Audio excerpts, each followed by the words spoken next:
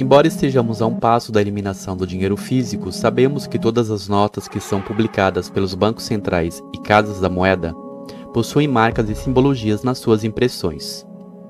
A cunhagem de moedas desempenhou um papel significativo na história da Roma Antiga, não apenas como uma ferramenta econômica, mas também como um meio de propaganda política e cultural.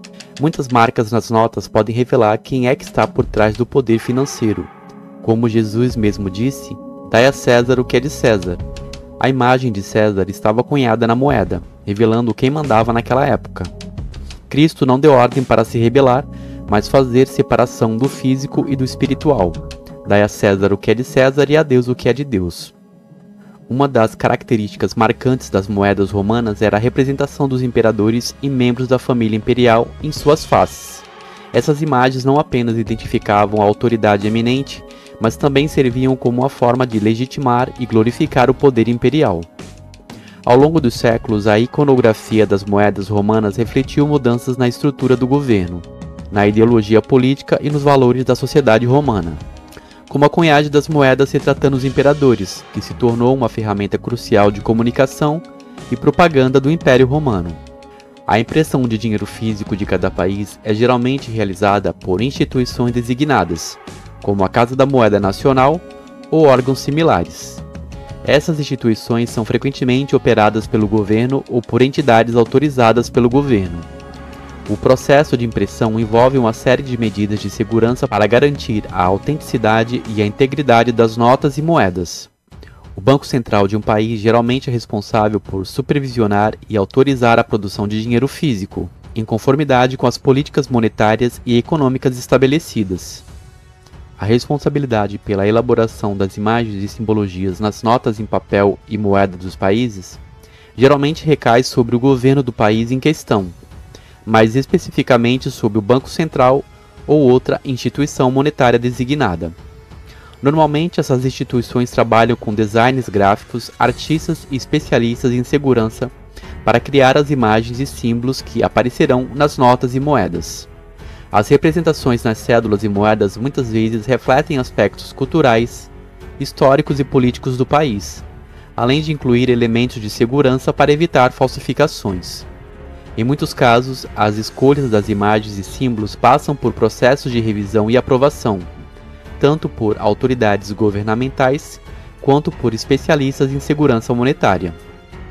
Os templários não foram os primeiros a criar os bancos, mas sua ordem desempenhou um papel significativo no desenvolvimento dos sistemas bancários na Europa medieval. Os templários, formalmente conhecidos como Ordem dos Pobres Cavaleiros de Cristo e do Templo de Salomão, foram fundados no início do século XII, com o propósito original de proteger os cristãos que viajavam para a Terra Santa durante as cruzadas. Durante suas atividades na Terra Santa, os templários adquiriram grandes quantidades de terras e riquezas, além de estabelecerem uma infraestrutura financeira complexa. Eles introduziram práticas bancárias inovadoras na época, como a emissão de cartas de crédito, permitindo que peregrinos depositassem seus bens em uma filial dos templários em sua terra natal e recebessem um documento que podiam usar para retirar fundos em outra filial na Terra Santa.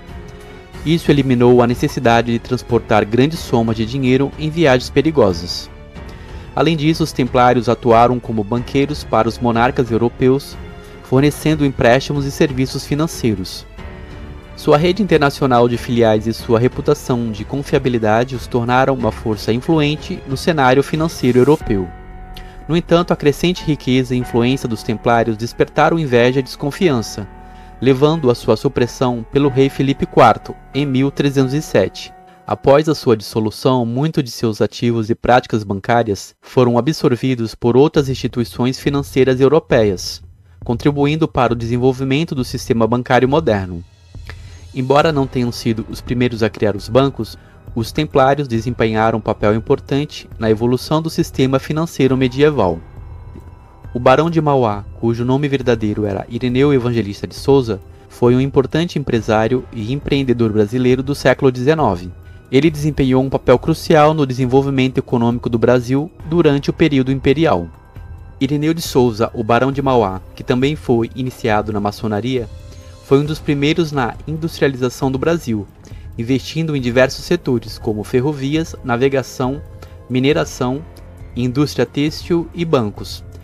Ele foi fundamental na fundação do Banco do Brasil no ano de 1851. Mas na verdade o Banco do Brasil já havia sido criado em 1808. Foi fundado por D. João VI, então príncipe regente de Portugal, que tinha acabado de transferir a corte portuguesa para o Brasil. A instituição foi estabelecida com o objetivo de financiar a administração colonial e promover o desenvolvimento econômico do país, mas passou por uma fase de reestruturação e modernização em meados do século XIX, durante a gestão do Barão de Mauá. O Barão de Mauá teve uma relação forte com o Banco do Brasil, tanto como investidor quanto como conselheiro. Sua influência econômica e política foi fundamental para o crescimento e estabilidade do banco em um momento crucial para a economia brasileira. Seus investimentos em infraestrutura, como ferrovias e navegação, também contribuíram para a expansão e modernização do sistema bancário, fortalecendo ainda mais o papel do Banco do Brasil como uma instituição financeira de destaque no país. O Banco do Brasil desempenhou um papel crucial no estabelecimento das bases financeiras e econômicas do Brasil como nação independente, após a Declaração da Independência em 1822. Isso nos faz refletir na influência das ordens secretas e da maçonaria nas instituições financeiras. Vamos ver isso na nota do dólar e em várias outras moedas que carregam as marcas dessas influências.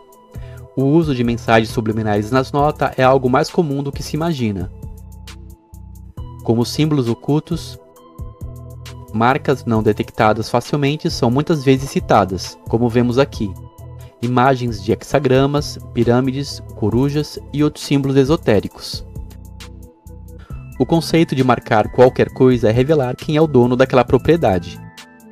Por exemplo, a prática de marcação de gado remonta a civilizações antigas, como os egípcios e os romanos, que usavam marcas para identificar seus rebanhos. No entanto, ao longo dos séculos, os métodos de marcação evoluíram. Tradicionalmente, as marcas eram feitas por meio de ferro quente, onde um símbolo ou um conjunto de símbolos era aquecido e aplicado na pele do animal, deixando uma marca permanente. Hoje em dia, métodos mais modernos têm sido aplicados, principalmente ligados às tecnologias, como tatuagens, tags de identificação, QR Code e até mesmo microchips implantados sob a pele do gado, o que permite uma identificação mais precisa e menos estressante para os animais. Os gados são marcados principalmente por questões de identificação e propriedade.